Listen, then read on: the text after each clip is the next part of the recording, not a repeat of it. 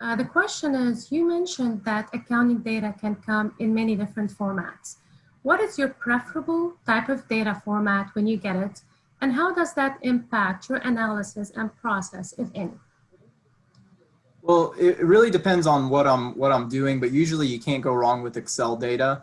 Best case scenario, if we're dealing with a client that uses QuickBooks, it's really easy to have the client provide a QuickBooks backup file.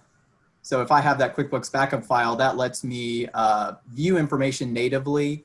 If I'm dealing with any large data sets or larger reports like a general ledger or a sales listing, I can export that data straight into Excel and analyze it within Excel. Also one thing I mentioned in the presentation is if you have access to the QuickBooks, you can look and see are there other columns you want to add before you export the data. So that can be really helpful.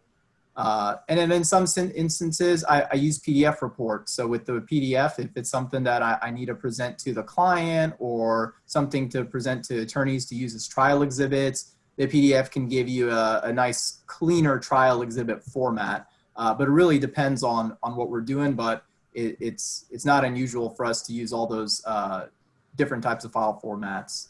Edward, how about for you on the valuation side? I would agree that if we can get access to a backup of the QuickBooks file, that's certainly preferable because you can download data into Excel. You can click on certain line items and see what's the entry and the data behind those transactions. That's certainly helpful. And it saves time and money for the client if we can get it in that format because of the ability to download it into Excel. But we'll take the data as we can get it. It may be compilations, it might be reviewed reports. I love audits because you get the footnotes.